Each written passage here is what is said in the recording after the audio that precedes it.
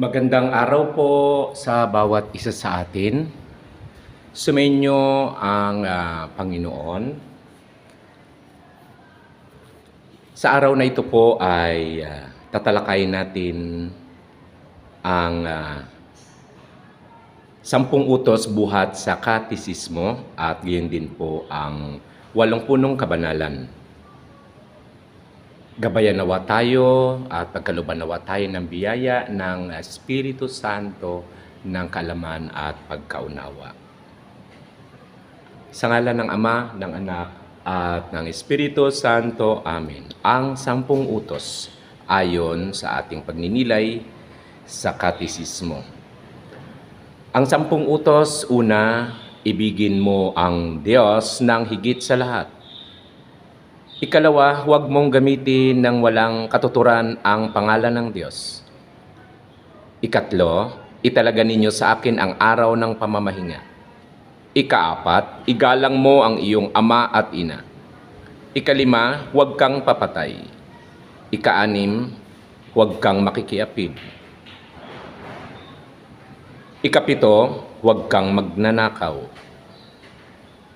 Ikawalo, huwag kang sumaksi ng walang katotohanan laban sa iyong kapwa. Ikasyam, huwag mong pagnasaan ang hindi mo asawa. 10, huwag mong pagnasaan ang hindi mo pag-aari. Ang salitang dikalugo ay nangangahulugan ng 10 salita. Ang 10 salita ng Diyos ay ipinahayag niya sa kanyang bayan sa bundok na banal.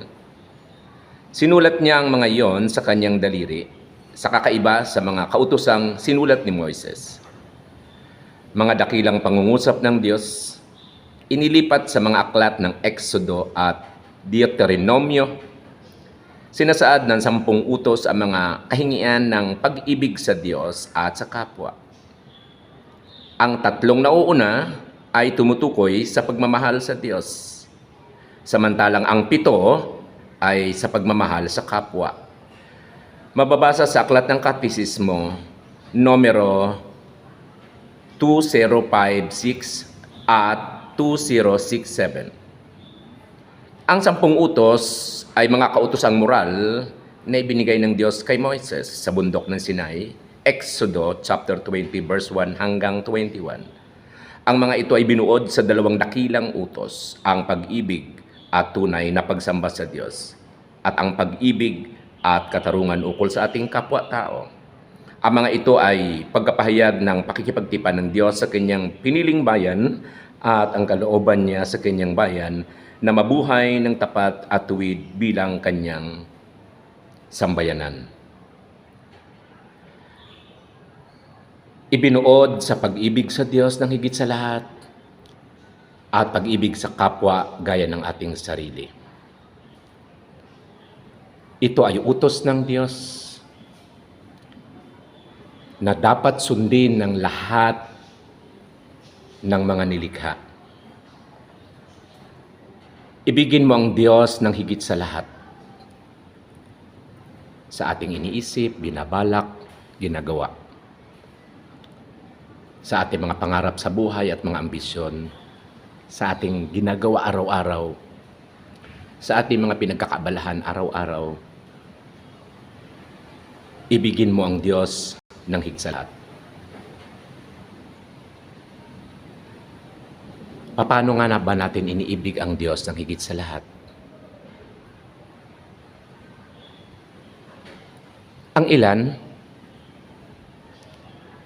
ikalawa, ikatlo na lamang ang Diyos sa pagdarasal araw-araw, sa pakikibahagi sa layuning mapagmahal na uri na pagliligtas ng Diyos, sa mga pagsisimba, sa mga pananambahan. Abalang-abala ang mga tao sa buhay, sa ikinabubuhay at hanap buhay. Hindi masama ang magsipag na magsipag, hindi masama ang maghanap buhay ng maghanap buhay. Subalit, priority pa kaya natin ang Diyos? sa ating pagiging abala na magkapera, magkaroon ng mga kagamitan, ari-arian, sa ating pagiging abala at sobrang pagsisipag na magkameron tayo ng lahat ng ating kinakailangan, pinansyal, material, at sobrang pagiging abala para sa paghanda sa ating kinabukasan. Hindi masama. Kaya nga lang kung minsan, tilang ilan ay wala ng Diyos. Tilang ilan walang Diyos na siya magpo-provide ng lahat ng kailangan. Nang ilan, tila sila na ang Diyos sa sarili nila, sila na ang madiskarte, sila na ang maaring makapagbigay ng magandang kinabukasan sa kanilang sarili at sa kanilang pamilya. Sa mga lingkod ng simbahan, sa mga naglilingkod sa iba't ibang komunidad, kapilya at simbahan, anuman ang mga katungkulan, iniibig ba natin ang Diyos ng higit sa lahat? Sa mga kwentuhan natin, sa mga group chat, sa mga chatting po natin, sa ating mga kwentuhan, sa kapihan, sa restaurant, sa daan, maaari natin gamitin ang pangalan ng Panginoon sa pamagitan ng pagninilay ng Kanyang salita. Maaaring gamitin natin ang pangalan ng Panginoon sa lahat ng pagkakataon kung ito'y nakakapagbigay ng kadakilaan, kapurihan at karangalan sa ating Diyos. Kahit saan ay maaari nating basahin at pagnilayan ng salita ng Diyos. Kahit saan, kahit anong oras, maaari natin pag-usapan ang Diyos. Subalit, sa bawat pag-uusap ba natin, nagamit natin ang pangalan ng Diyos, ito ba'y nakakapagbigay ng kapurihan, karangalan at kadakilaan sa ating Diyos? O ginagamit natin siya sa ating mga debate, ginagamit natin ang pangalan ng Diyos sa ating mga pagdidebate, sa ating pagalingan, sa mga doktrina, pagalingan, sa chapter and versikulo, o pagalingan kung sinong pinakamagaling na grupo, kulto, sekta. Itinatalaga ba natin ang araw ng pamamahinga sa Panginoon? Itinatalaga ba natin ang banal na araw ng pamamahinga sa Panginoon? Katulad ng linggo, araw ng pagsimba. Ginagalang pa ba natin ang ating ama at ina? Sino man sila, ano man sila, ang utos po sa Biblia ay igalang sila. May pinag-aralan sila o wala, banal man sila o hindi, ang ating mga magulang, ang utos po ay igalang sila. Igalang sila. Huwag kang papatay. Literal, huwag kang papatay. Literal, huwag tayong papatay sa ating kapwa. Pagpatay sa laman.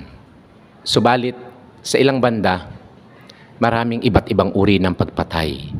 Minsan tayo po o sila o sino man ang naging dahilan ng kamatayan ng pananampalataya, pag-ibig at pag-asa ng ating kapwa. Kung minsan, iba't ibang uri ng pagpatay, naging dahilan tayo o ang ating kapwa, pinapatay natin ang pag-asa ng ibang tao. Pag-asa na magkaroon ng magandang buhay, pag-asa na magbagong buhay, pag-asa na makapaglingkod sa pamahalaan o sa komunidad. Paano ba pinapatay ng ating kapwa ang ating pananampalataya, ang ating pag-ibig at pag-asa, ang ating mga pangarap, ang ating naisip magbago, maglingkod sa pamahalaan o sa simbahan? O tayo ba mismo, paano tayo naging dahilan na namatay ang pananampalataya, pag-ibig at pag-asa ng ating kapwa nang dahil sa ating kalupitan, sa masakit nating salita, sa hindi natin pagkapakita ng aruga, pagmahal at kalinga? Maraming uri ng pagpatay. Pinapatay natin ang pananampalataya ng iba na imbis na tulungan natin na makapagbalik loob at magbago, imbis na tulungan natin na makapaglingkod, kung minsan taga-tuligsa tayo sa ating kapwa, taga-batikos tayo sa ating kapwa. Dinadaw natin ang ating kapwa. Tinitignan natin ang kanilang nakaraan o tinitignan natin ang kanilang kaalaman at kakayahan. Pinapatay natin ang kanilang pagnanasang magbago, maglingkod.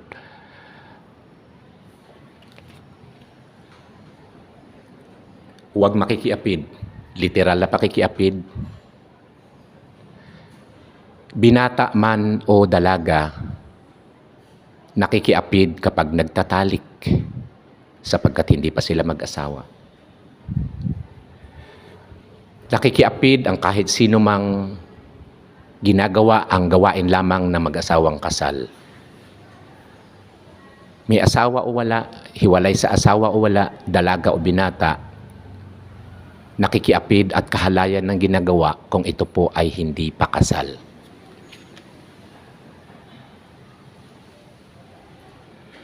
Huwag kang magnanakaw. Literal na pagnanakaw, pera, ari-arian.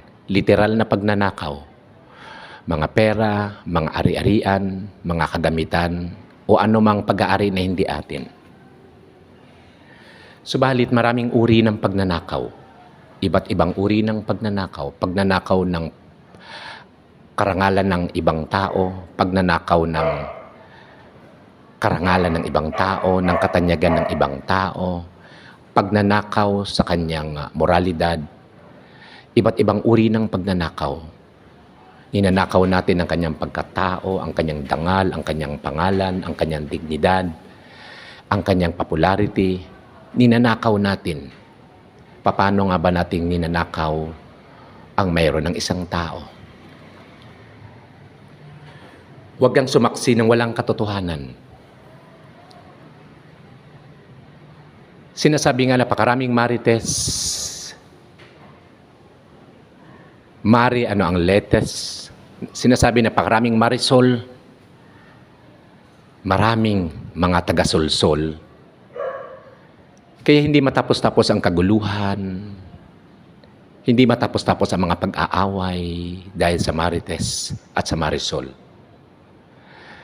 Napakadali nating maniwala sa sabi-sabi. Kahit hindi natin nakita, hindi natin nasaksihan.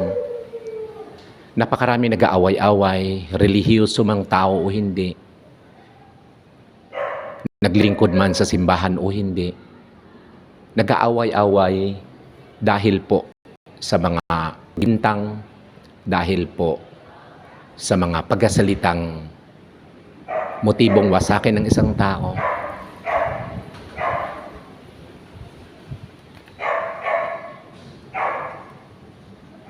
Huwag mong pagnasaan ng hindi mo asawa o gamit. Huwag mong pagnasaan ng hindi mo asawa o gamit. Mga pagkainggit. Si Satanas, number 1, napaka-mainggitin. Si Satanas ay napaka-number 1 na mainggitin. Kaya naman dahil sa kanyang inggit, wala siyang balak gawin kundi wasakin ang lahat na nagmamahal sa Diyos, ang lahat ng anak ng Diyos, ang lahat ng tagasunod ng Diyos, ang lahat na naglilingkod sa Diyos. Trabaho ni Satanas ang wasakin dahil sa kanyang inggit. Dahil sa kanyang pagnanasa na magkameron din siya. Dahil sa ating pagnanasa sa gamit ng iba, magawa nating nakawin, magawa nating sirain. Dahil sa pagnanasa natin sa asawa sa hindi natin asawa, maaring magkaroon ng hindi magandang relasyon, o maaring mabastos mo siya o mabastos silang mag-asawa. Maraming pwedeng mangyari. Paano natin isinasabuhay ang 10 utos na ito? Ngayon naman po, dumako po tayo sa the Beatitude. Sa liga ng ating pananampalataya, bahagi ng ating doktrina, pintuan sa kabanalan tungo sa kalangitan. The Beatitude, ang 8 punong kabanalan. Mateo chapter 5 verse 3 hanggang 12. Una, mapalad ang mga dukha sa espiritu sapagkat kanila ang kaharian ng Diyos. Mapapalad ang mga maamo sapagkat tatamuhin nila ang lupa. Number 3, mapapalad ang mga nahahapis sapagkat aaliwin sila. Number 4, mapapalad ang mga nagugutom at mga nauuhaw sa katarungan sapagkat bubusugin sila. Number 5, mapapalad ang mga maawain sapagkat magkakamit sila ng awa. Number 6, mapapalad ang mga may malinis na puso sapagkat mamamalas nila ang Diyos. Number 7, mapapalad ang mga tagapamayapa sapagkat tatawagin silang mga anak ng Diyos. Number 8, Mapapalad ang mga pinag-uusig dahil sa gawang matuwid sapagkat kanila ang kaharian ng langit. Iginuhit ng mga punong kabanalan ang mukha ni Jesucristo at inilalarawan ang kanyang pag-ibig. Inihahayag ang bukasyon ng mga binyagang nakasanib sa kaluwalhatian ng kanyang paghihirap at ng kanyang muling pagkabuhay.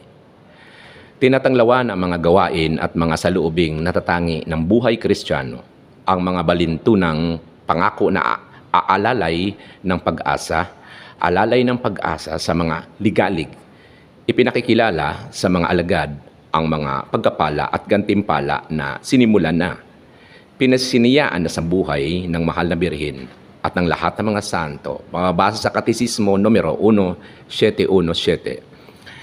Ang mga punong kabanalan ay ang mga pamantayang itinakda ni Kristo para sa kanyang mga tagasunod. Dinadala ang mga ito sa tunay na kaligayahan at lupa sa buhay sa kabila. Ang mga sukatang ito na nagiging Kristiyanong alagad ay tumitiyak na ang ating paglalakbay dito sa daigdig ay nasa tamang landas patungo sa buhay ng ating Amang nasa langit. Napakahalaga ang katuruan na ito ng Panginoong Jesucristo sa Mateo 5:3-12. Ang paanyaya sa atin na magalak tayo, mapalad tayo. Mapalad ang mga dukha sa espiritu sapagkat kanila ang kaharian ng Diyos. Mapalad ang maamo sapagkat tatamuhin nila ang lupa. Mapapalad ang mga nahahapis sapagkat aaliwin sila. Mapapalad ang mga nagugutom at nauuhaw sa katarungan sapagkat bubusugin sila. Nagugutom ba tayo sa katarungan? Lagi ba tayo nagbimithi ng katarungan sa ating kapwa? Nag-instrumento ba tayo para sa katarungan ng ating kapwa?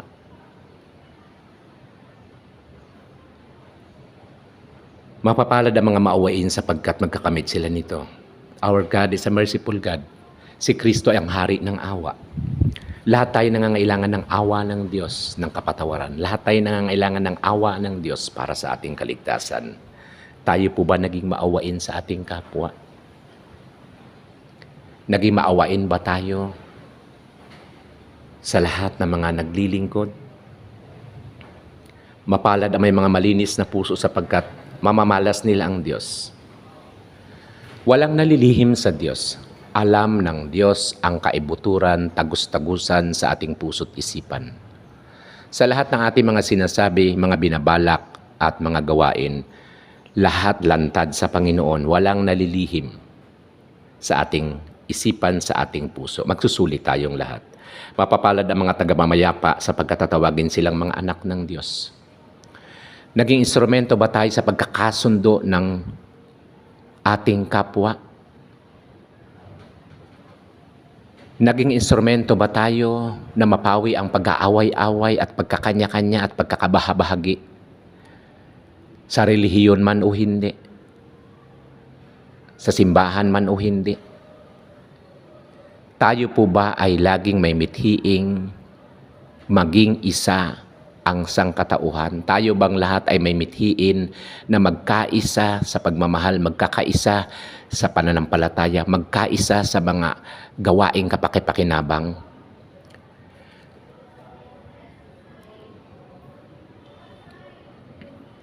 Mapalad ang mga pinag-uusig dahil sa gawaing matuwid sapagkat kanila ang kaharian ng Diyos. Ang Panginoong Hesukristo nang siya'y nasa lupa, inusig at lahat ng mga pagbibintang pagtuligsa, lahat ng pahirap, at gayon din sa mga apostoles. Kung tunay tayo na kaisa ni Kristo, kung tunay tayo na disipulo ni Kristo, kung tunay tayo na tagasunod ni Kristo, lingkod ni Kristo, dadanasin din natin ang pag-uusig ng mundo. Dadanasin din natin ang pagtuligsa ng mundo. Dadanasin din natin ang pagtakwil ng mundo. Dadanasin din natin ang pagpapahirap ng mundo. Kung tayo ay tunay na tagasunod ng Panginoong Hesukristo, lingkod ng Panginoong Hesukristo, mararanasan din natin ang naranasan ni Kristo. Kapatid, nararanasan mo ba o hindi? Yung mga naranasan ni Kristo nang siya'y nasa lupa, Nararanasan ba ng mga taong nagmamahal kay Kristo, sumusunod kay Kristo at naglilingkod sa inyo, kay Kristo? Handa ba nating harapin ang mga tuligsa ng mundo alang-alang sa paglilingkod? Handa ba nating harapin ang kahirapan, pagkutsa, pagtuligsa ng ating kamag-anak, kaibigan, ng ating kapitbahay, alang-alang kay Kristo, alang-alang sa paglilingkod kay Kristo, alang-alang sa Ebanghelyo? Sapagkat maraming iba tumatalikod na sa pananampalataya, wag lang mapahirapan, wag lang magutom, wag lang masaktan, wag lang mapahiya. Napakaraming iba tumatalikod na sa paglilingkod, ang may mga pinangakong maglingkod, tumatalikod ng dahil sa kawalan, ng dahil sa kahirapan, ng dahil sa pagtuligsa, ng dahil sa pananakit ng ibang tao, dahil sa pagkapahiya ng ibang tao. Pinakasan na ang pangako na maglingkod. Pinakasan na ang sinumpaang maglingkod. Naglilingkod sa mga maliliit na komunidad, na kapilya, naglilingkod sa simbahan. Ang ilan tinatalikuran ang paglilingkod, huwag lang magutom, huwag lang mapahiya, huwag lang masaktan, huwag lang matuligsa ng kaibigan, ng kamag-anak.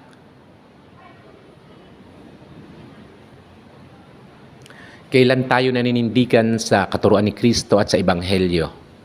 Kahit paman mahirapan, kahit paman magutom, kahit paman itakwil ng kadugo kamag-anak, kahit tuligsain paman tayo ng mga matatalinong nagsasabing lingkod ng simbahan, kahit pa naman pahirapan o sige na tuligsain tayo ng mga nagsasabing tapat na lingkod ng simbahan, kahit tuligsain pa tayo ng mga taong magagaling at marurunong sa doktrina at Biblia na nagsasabing mahal ang Diyos. Handa ba tayong manatili sa paglilingkod? Handa ba tayo maging tapat sa Panginoon na kahit nagigipit, kahit nagugutom, huwag tayong gumawa ng mga katiwalian?